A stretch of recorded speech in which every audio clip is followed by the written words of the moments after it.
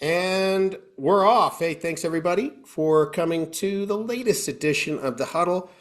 Last two times we've been on the RepC, going through it line by line and making sure everybody understands it. Because after all, this is our document.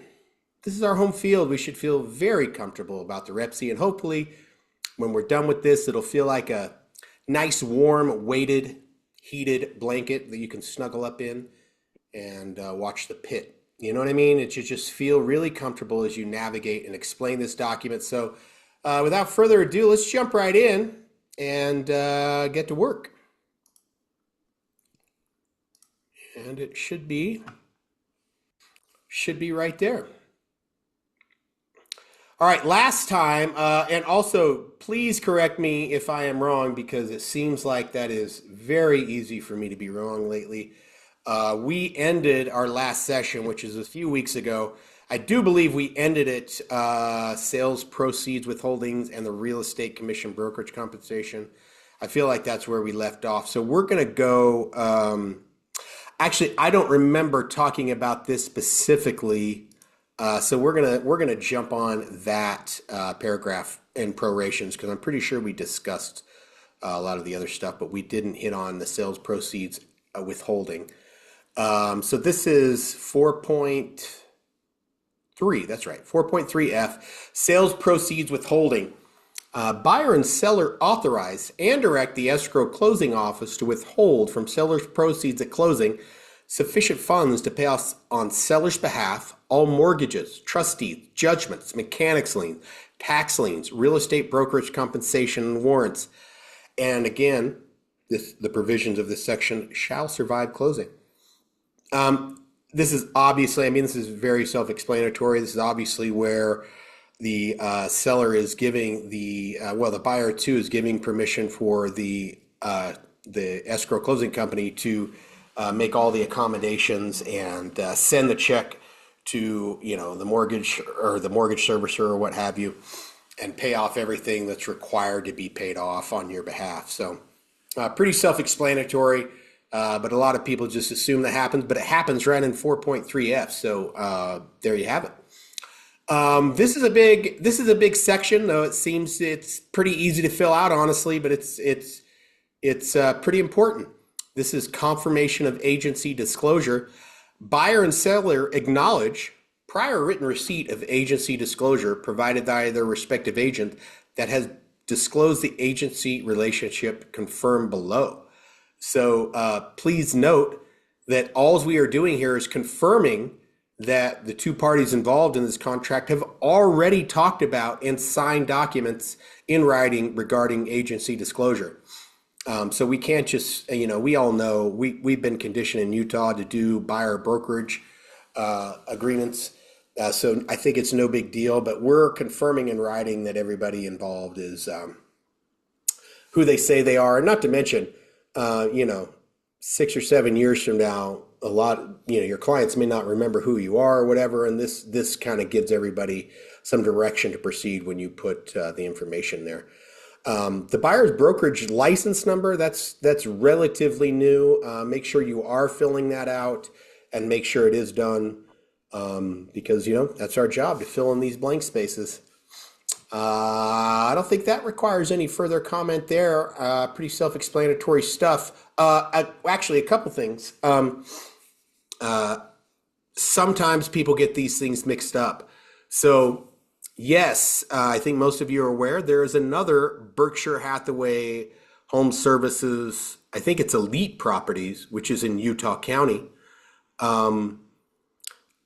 In order for you to check what the box, both buyer and seller is limited agent, it has to be under your same brokerage umbrella. So a good example would be that example. So if it's a Berkshire agent Elite Properties and a Berkshire agent Utah Properties, that is not a limited agent situation. Only the brokerages which reside under Will Cooper's principal broker license would have to check that box. A common scenario would be, the Keller or the KW franchise, right? They always advertise themselves as one, but there's that operate under many different principal broker umbrellas.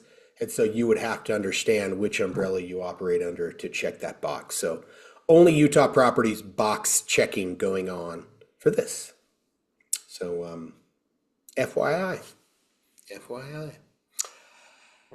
All right, paragraph 6, title and title insurance. 6.1, title to property. Seller represents that seller has fee title to the property and will convey marketable title to the property to buyer at closing by general warranty deed.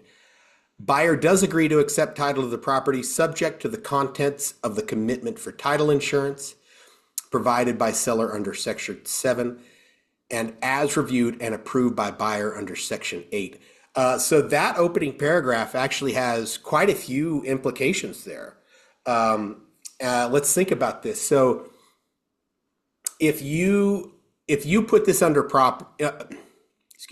if you represent the seller and you accept an offer and you're under contract and the title assurance, your title commitment's running a little late and you get a title commitment that has a mechanics lien that cannot be satisfied, what are the implications of that for your client, the seller? Do they have a serious problem on their hands? Yeah, this is one of those sections where the seller's in default because they can't convey marketable title. So in order to convey marketable title, you have to be able to, marketable title, by the way, I think there's a technicality that maybe a title insurance lawyer could explain slightly better than me, or maybe a lot better than me. It only occurs for a short period of time after the funds have paid off, say, the most common thing, which is your mortgage, your underlying mortgage in first position, or pays off maybe any back taxes, right? Because it's not really a marketable title if there's liens on it. And we all know that we can satisfy a lot of the liens with the proceeds.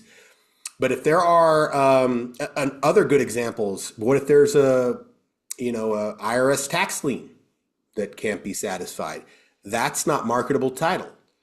There's all sorts of liens that could be on there that could make the transfer of marketable title impossible. So that's the best reason at hand for you to order your title report immediately when you start working on a deal and you're the listing agent. Order it right away because we want to know if we can deliver marketable title at the end, because if we can't, our seller is in default, and some of that responsibility could lie on us, right? Some of that responsibility is ours if we don't have a heads up on that, or we deliver, we're late in delivering, say, our title report, because of some timing factor, and we didn't realize we didn't have marketable title. So be aware of that. Same paragraph, A, long-term lease or rental agreements. Buyer agrees to accept title of the property subject to any long-term tenant lease or rental agreements, meaning for periods of 30 or more consecutive days affecting the property, not expiring prior to closing. Buyer also agrees to accept title to the property subject to any existing rental and property management agreements affecting the property, not expiring prior to closing. The provisions of this section shall survive closing. There's a lot of misconception surrounding this subject specifically, in that when you buy a property, let's say someone signs a property management agreement that lasts for 2 years, and 6 months later they go to sell the property. That's part of the agreements that the buyer is accepting that affect the property. Property management agreements, lease term agreements, rental agreements, all those things that affect the property, the buyer has to accept. So I know it may be common knowledge to some of us, but not all of us, that if there is a tenant in a property, the tenant has the right to the property until their lease agreement expires. And a new owner does not change that scenario. And I, for some reason, I see it multiple times a year where the property changes hands and the tenant and the new buyer have the assumption that they can, change the provisions of a rental agreement. And that's not true. You can always go back and ask, but they don't have to comply. They can live up to the original agreements that were in place before with the original owner of that agreement. So be aware of that. Like, they're accepting those things. It goes hand in hand with short-term rental bookings. Buyer agrees to accept title of the property subject to any short-term rental bookings, meaning for periods of less than 30 consecutive days that affect the property prior to closing. The provision of this section shall survive closing. So again, this doesn't put a timeline. So we're talking about short-term rental bookings, Vrbo and Airbnb type scenarios. They're not putting, if you read this, they're not putting a timeline on how far out those bookings go. So, if you're buying a property and you want to live in it 6 months and there's short-term bookings that go out 9 months, you're saying you accept that. You accept those rental bookings that affect the property. So be aware of that. Do you have any questions on those two paragraphs before we move on? Accepting marketable title, long and short-term rental agreements. All right, doesn't feel so. Let's move on to title insurance, 6.2. At settlement, seller agrees to pay for and cause to be issued in favor of buyer through the title insurance agency that issued the commitment, the most current version of the Alta homeowner's policy of title insurance. If the homeowner's policy is not available through the issuing agent, buyer and seller further agree as follows. A, seller agrees to pay for the homeowner's policy if available through any other title insurance agency selected by buyer. And B, if the homeowner's policy is not available either through the issuing agent,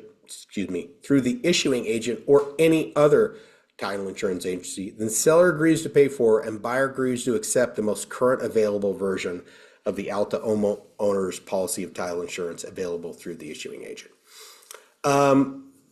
This is pretty standard stuff now. It's pretty rare, but I have seen situations where a seller's like, I'm not paying for their title insurance, or I'm not doing this or that. You can carve those out. One, if you're getting a loan, that's just not going to happen. You got to have title insurance if you're going to get a loan. They're not going to issue a loan if you don't have it. Also, it's super cheap in comparison to the size of the transaction. And if they accept this contract, they're agreeing to it. So just a heads up there. But that's the entirety of title and title insurance. And honestly, our title companies, they do so much. I think we all realize it. They do an enormous amount of work and accounting and organization for our transactions. And the odd part about it is they're only licensed to sell insurance policies.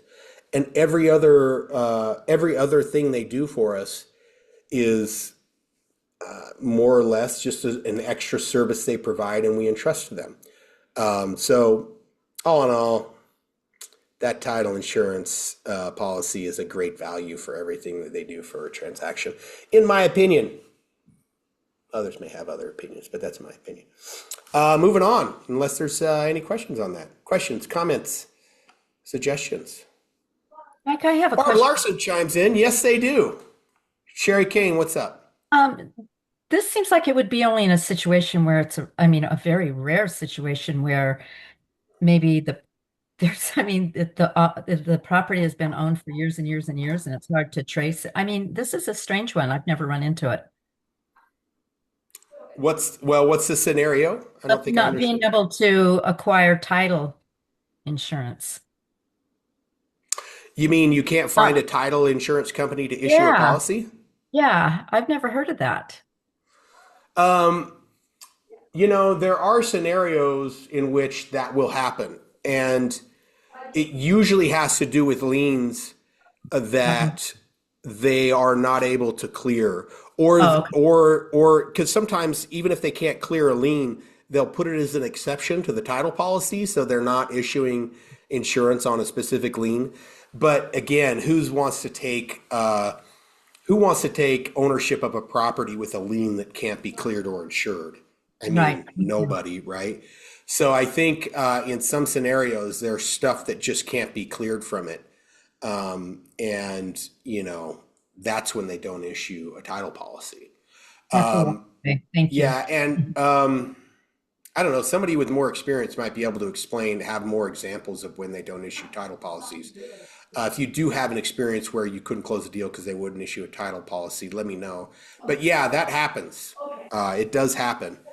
So if you go into and this is a really why you take, there's a whole bunch of title CE classes in which this would be a great thing to ask, like in what scenarios wouldn't you issue a title policy?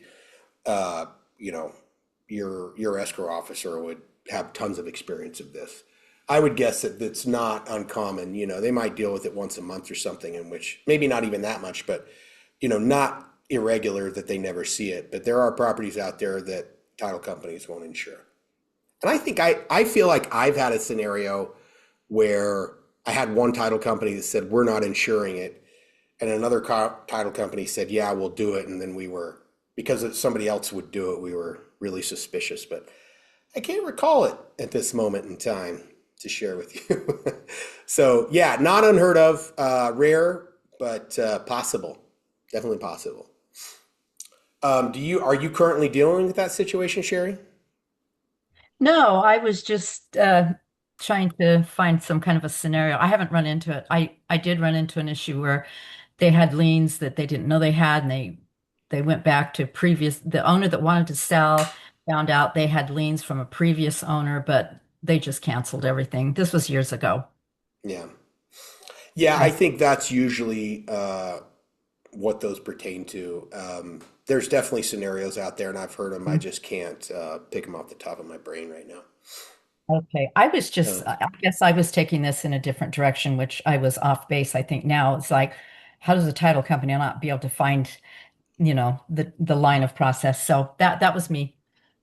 yeah, and I think I don't know that it necessarily has to do with uh, the historical aspect of ownership or anything like that. It's usually one specific item. It may be an easement. It may be certain scenarios where they don't even feel comfortable carving out exceptions to their title policy, and so they can't get the major title insurers to buy that policy. Um, I've seen it, but I can't remember. Okay, thank you. All right, moving on to paragraph 7, seller's disclosures. Big paragraph here. I feel like when we use the term seller's disclosures, our industry has a bit of a habit of we only assume it's the document that our sellers fill out, which is the seller's property condition disclosure. That's part of it, though that does not encompass all seller's disclosures. So when we use the term seller's disclosures, it means everything, and let's go over everything. So paragraph 7, no later than the seller's disclosure deadline referenced in section 24A, seller shall provide the buyer the following documents in hard copy or electronic format, which are collectively referred to as seller's disclosures. The first one, which might be the most important one, a written seller's property condition disclosure for the property completed, signed, and dated by seller as provided in section 10.3. Now, let's pause and talk about each of these as they come up. It's our job because we are only allowed to operate with the documents that are the state approves for us, and one of those documents is a seller's property condition disclosure. I had this come up recently where someone preferred the old version of the seller's property condition disclosure.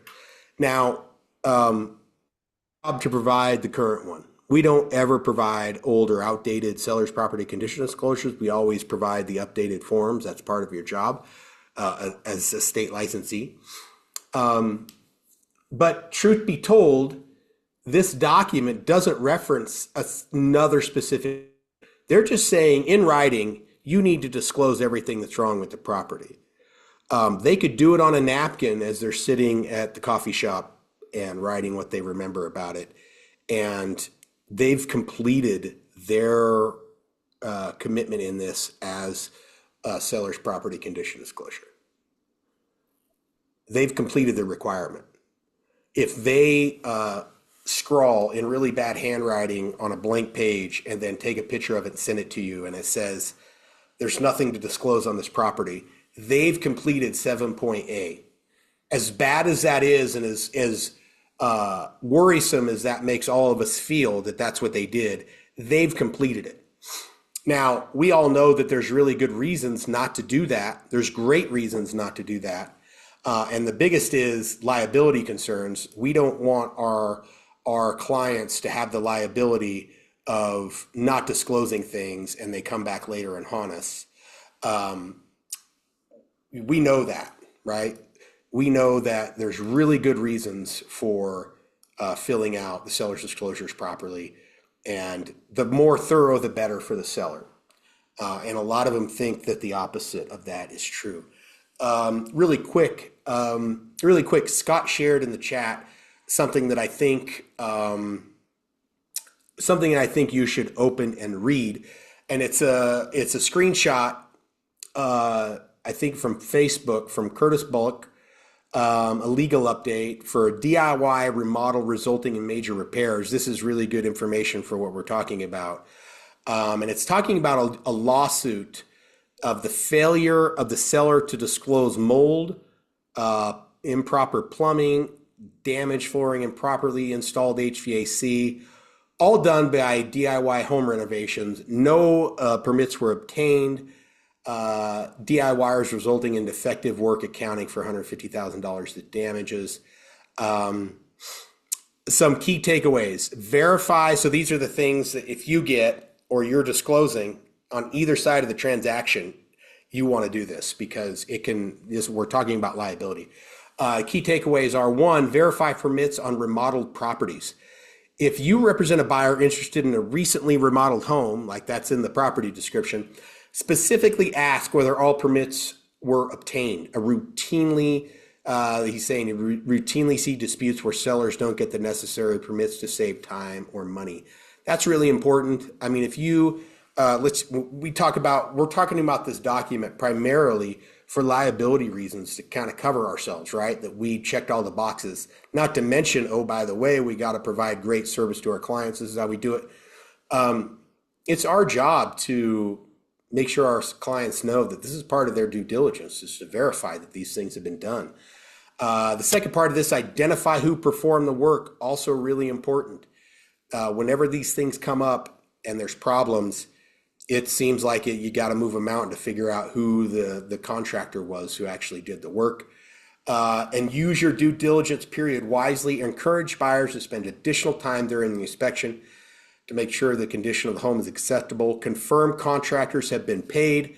If this is recently remodeled or it's a home flip, if you know you got a flipper on your hands and you're buying it and everybody's totally fine with this scenario, if they don't get paid, who's the lien's going to go on in 2 months after they file this? They can put a lien on your home because they're unpaid subcontractors. They have a lot of power that way. Listing agents emphasize full disclosure. This is basically what we're talking about now. Listing agents should ensure sellers disclose all material facts relating to the remodel, including permits, contractors used, and known defects, even if the seller has not occupied the property. And this also leads to another subject when we're talking about not occupying the property. It's not okay. The answer is, I never lived in the property. I'm not going to give you seller's disclosures. It's not an acceptable answer. You fill them out, you mark NA, doesn't apply, all those things, even if you don't live in the property. Scott says in the chat, if the owner had work done, especially if it was a major upgrade, all the docs mandatory in the seller's property condition disclosure. They certainly should be. Should I put it in an addendum? Yeah. Like if you had a major remodel,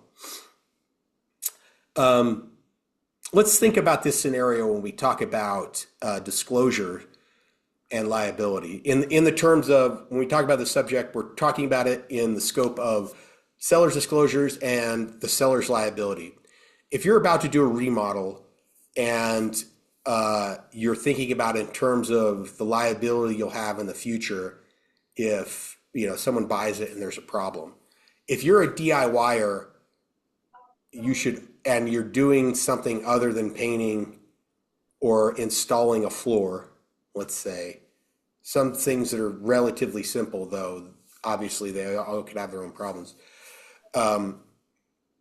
You should be a little cautious because if there's a problem, now you, the DIY, are 100% responsible for all those issues.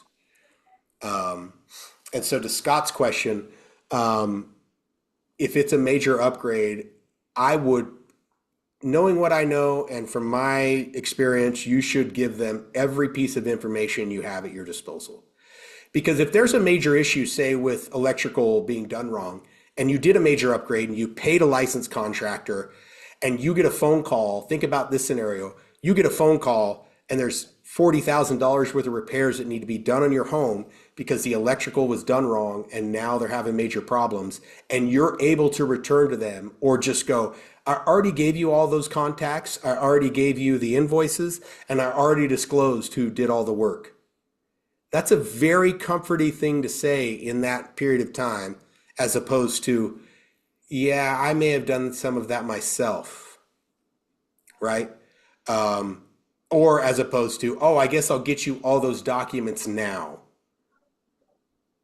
That's part of your seller's disclosure if you have those invoices available. And I get it. Sometimes, we have a small, let's say you have a leak in the toilet and you pay somebody to come fix it and you don't have the invoice and that was 12 years ago. I mean, all that makes sense. But if you're doing a major upgrade on your home, my recommendation is that you save all those documents and you put them in for when you sell it in the future. It's probably good sense to do that, to scan them and store them somewhere. And if you're able to, you put an addendum. Yeah. Anybody have any questions on this subject before we move on to 7B? 7B. The seller's disclosures is a huge subject, huge. We could spend lots and lots of time here. Anyway, moving on. 7B, lead-based paint disclosure and acknowledgement for the property completed, signed, and dated by seller only if the property was built prior to 1978. It's mandatory, required in this contract to have it. I think we're all pretty good at doing it anyway, but definitely there. 7C, a commitment for title insurance as referenced in section 6.1. Now, we sort of touched on this before, but is the seller in default if they let's say you ordered a title commitment a week before the property went on the market, you forgot, you went under contract immediately, and long story short, the seller's disclosure came and went, and you don't have a commitment for title insurance that you ordered 2 weeks ago. Whose problem is that? Who's in default? Well, obviously the seller's in default. It doesn't matter that, the title company's supposed to do it and they're running late. It doesn't matter. You as a real estate agent, the ultimate responsibility falls on the seller, and maybe the agent is there to cure some of that with their own dollars. But the bottom line is, if you don't have a commitment for title insurance, it's probably good practice not to go live with your listing, because you really don't understand if you have marketable title until you see that commitment for title insurance. Okay. So that's something that we should all do. You should be able to deliver it. And by the way, everything in section 7, it's a really good conversation. Just pull out section 7 of the rep sheet when you talk to your seller. We shouldn't go live unless we have all these things available to us right now. I should be able to deliver a seller's disclosures package in minutes after we accept a contract. Because that's how I do a good job for you. That's how I protect you. I deliver the seller's disclosure packets in minutes. So that's the correct way to do it. I know it's not always possible. I know there's all sorts of, you're juggling 100 things, but that's, in my opinion, is the best way to do it. You accept a deal, you hit the send button. They fulfilled their end of seller's disclosures. Hey, Right? Mike, Yeah, take it away. I think it's almost tougher to get HOA docs now. It certainly can be. So that's something that needs to be addressed early on in the process. Yeah, for sure. That's actually, those things are in the next few, let's talk about them right now and how difficult it is. Section D and E cover those. So copy of any restrictive covenant, CC&Rs, copy of the most recent minutes, budgets, and financial statements from the HOA. I'm fairly certain there's a state approved document that you can fill out that requests those minutes. Can anybody confirm that? I'm almost certain I've shown that in Huddle before. And those, I think there's some consequences if HOAs fail to deliver these things now. It may get slightly better, but yeah, securing the most recent minutes, budgets, and financial statements for an HOA can be difficult. And I mean, the thing that should really make you aware, if it's difficult and you haven't gotten good communication about this issue, that should be your number one sign that I should not go live. Like if they've kicked the can down the road, or this person's on vacation, or he only answers his phone on Thursdays, whatever the issue is, and they give you some promise in the future, don't go live. Don't plan on going live till you've secured these documents. It's just it's a bad business practice to depend on presidents and stuff of HOAs for you to go live. It seems to me that title companies have this type document for HOA info. They can, if you've recorded your CC&Rs, maybe they have it, but they're not going to have the title company isn't going to probably track that stuff down. That should be your job. Not to mention you should really understand what's going on there. And upcoming changes. Yeah, big deal. We talked about this. We've talked about HOA docs and minutes and upcoming changes. And by the way, like this is also a big subject. You should have a decent understanding of everything that's in seller's disclosures, by the way. Just because an assessment hasn't been issued with an HOA, the mention of a potential assessment is as impactful as an assessment itself on the decision of a buyer, right? I mean, it just is as important in their decision-making capacity of whether or not an assessment is going to be made or has already been made. Because if you're a buyer and you're like staring down a 6-figure assessment that might come, you don't know, but they're talking about it. Like, you're not buying that. Like, you're not taking on that immediately until you know what's happening, right? So all those things are really, really important. And if you don't know that information before you're ready to go live, then you're not ready to go live. And by the way, this is, in my opinion, maybe the best use case for real estate agents for AI. You can have AI at least start your analysis of these documents and point out problems, okay? AI is very good at reading documents. It's not the best in the world, and we shouldn't just take what AI outputs us and just run with it. We need to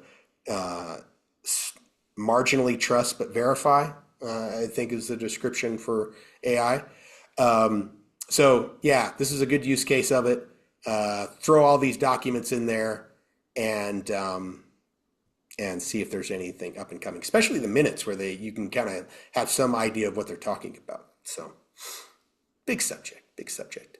So 7F, a copy of any long-term tenant lease or rental agreements affecting the property, not expiring prior to closing. A copy of any short-term rental bookings as of the seller's disclosure deadline for guest use of the property after the closing. A copy, and we talked about these already, so we won't spend too much time. A copy of any existing property management agreement affecting the property. Evidence of any water rights and or shares referenced in section 1. Written notice of any claims or conditions known to seller relating to environmental problems and building or zoning code violations. Let's jump back to 7I real quick on water rights and or water shares. One of the things that the new seller's property condition disclosure did well was prompt the seller to provide good information on this subject. And if you see a seller's property condition disclosure come back to you with this information not filled out and you have some indication, like if it's just blank, it should prompt you to ask the question about the seller's water rights and share situation, okay? That's got to be addressed. And in my opinion, you address it by, you never address anything, any blank by just leaving it blank. You address it by acknowledging NA or something along those lines. You show that you've addressed this and moved on, okay? Blank is not okay a way to address it. So make sure you're following up on that subject when they fill out their property condition disclosure. This is an interesting one. Written notice of any claims and or conditions known to seller relating to environmental problems and building or zoning code violations. So this is, also references back to DIYers. And also we had there's a scenario where there's a building that has 5 units in it, but it's only zoned for rental of 4 units, and then the family has lived in one of the units for a very long time, and that's its only legal purpose is 4 units. Well, this is where you have to go out of your way to explain the situation, provide the right documentation, and let everybody know that we're conditional use, or however the city is going to define it, right? That's where you go out of your way to explain the situation and cover your bases. Let's see. This is an interesting one that's happened a few times. So if you're, for those of Davis County residents and soon to be Weber County residents dealing with the West Davis corridor expansion, it was, and I dealt with this years ago in the planning stages of the West Davis corridor, where a map had been, there was one map that at the time had been the de facto map, but it had not been voted on or approved or any way, but it was obvious at the time that that was probably the map that they were going to use. And that map put a 15-foot wall in their backyard of one of these houses. And but the map, it was just a map, the everything else associated with the building and the potential fill and exits, and who knows what it was going to look like at the time. But we had very in-depth discussion about the responsibility of a seller and what it was for them to disclose it. And this is also public information. And at the time, the seller hadn't received a single document officially from UDOT that, we're coming through and we're going to buy your property, or your property will be affected. So I'm just going to ask the crowd. In this scenario, and in Weber County, it's going to be in their neck of the woods. If you don't receive any notice from, in this scenario, we'll just use the scenario of UDOT buying up land to create a highway. What do you think is, in your opinion, is a disclosure requirement in order to not get sued and absolve yourself of the liability of this? What do you think the disclosure requirement is? All right, we got a Steve Porman. Put in the chat what you think. Should they disclose? I mean, in this scenario, the thing that you would disclose would be, hey, do a Google search of the area to see what's going on. There's a new highway that might come through here. is that a disclosure? Is that something you're not required to disclose? It's kind of bizarre scenario, right? We'll put in the chat what you think you should do, and then we'll hop on back to Steve. Put a whole bunch of HOA provisions that recently got passed, so that's good.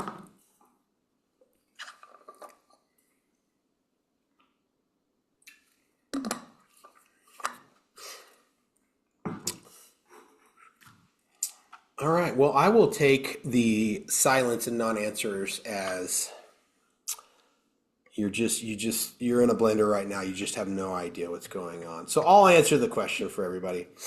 We actually didn't come down on a position that we felt amazing about, but the position that feels the most secure is when in doubt, we disclose. And so if I do get calls about should we disclose this or should we not. And then, sometimes my brain turns into autopilot and I'm like, well, when in doubt, you disclose. There are some things that we talk about that are not required to be disclosed that if you do disclose them could adversely affect the property, like meth contamination. Right? We have a clean bill of health in the meth department, but they didn't 4 years ago. That's a tough one. In some scenarios, it makes a lot more sense to disclose. In some scenarios, maybe you shouldn't. Let's jump to Steve's links in the chat. HOA for those traveling. HOA key provisions of House Bill 217. The creation of the Ombudsman's Office. This bill establishes an Office of Homeowners Association Ombudsman to assist in resolving disputes and providing education for both HOA boards and residents. Oh, I love that. Annual registration requirements, HOA, man, I'm struggling with this. HOAs will be required to register annually within the Department of Commerce, which includes a small renewal fee, anticipated to be around $90. Fees, caps, and restrictions. The legislation imposes new caps and restrictions on various HOA fees, including transfer fees, late fees, and how these fees can be utilized. And 4, enhanced transparency obligations. HOAs must make key documents such as covenants, conditions, and restrictions, bylaws, meeting minutes available on request. They also required to respond to the document request within 2 weeks without charging fees for electronic delivery. And control transition. If the CC&Rs do not specify the duration of the declarant's control over the HOA, control must be transferred to new homeowners within 60 days. I think this is for new development, within 60 days of the development being finished. That kind of cut off there. That was passed May 7th of 2025. So all those are, that's all really good information there. By the way, if you're addicted to social media and short video form, I don't even know who or what, but it's really popular to show some of these HOA. I think they're on Florida, to be fair, all these HOA board meetings that they're filming. And people are having impassioned debates about just bizarre stuff, including the different shades of beige and what's appropriate and or offensive. So it's very entertaining. Look it up if you're super bored. I don't know that I recommend it, but it is there. Yeah, I think all of those are really good things. And if you are struggling to get the stuff from the boards, you now have teeth because they did pass legislation to get them to comply with your requests. So very good, very good. Last thing in the section 7, which is this disclosure, excuse me, is FERPTA. In general, the sale or other disposition of U.S. real property interest by a foreign person is subject to income tax withholding under the Foreign Investment in Real Estate Tax Act of 1980, FERPTA. A foreign person includes a non-resident alien individual, foreign corporation, partnership, trust, or estate. If FERPTA applies to seller is advised that buyer or other qualified substitute may legally be required to withhold this tax at closing. in order to avoid closing delays. If seller is a foreign person under FERPTA, seller shall advise buyer in writing and other. Okay, so FERPTA, I think the bottom line is if this does apply to them, I think your only real, if you represent either party, you need to be in touch with your title company, ask them how they're going to handle the tax withholding. You need either party in a FERPTA situation because it affects both parties and can seriously adversely affect your buyer. If there's a FERPTA situation, you do not close unless you understand the implication, how this is going to be withheld and who's going to do it and why. And I think the title companies can assist you there and provide you a straight line explanation of the consequences and how it's going to unfold. Because it's a tax situation and we don't give tax advice, obviously, but we do let people explain it to us. So there you go. Anybody have any other questions? Section 7 is a doozy of a section. Any other questions, comments? Thanks for putting that in there, Steve. Something tells me that Steve Poorman has a direct line to the legislative site for the state where he just knew where to go and find the bill and copy and paste the comments in there. I bet he knows exactly where it is. Probably has it bookmarked.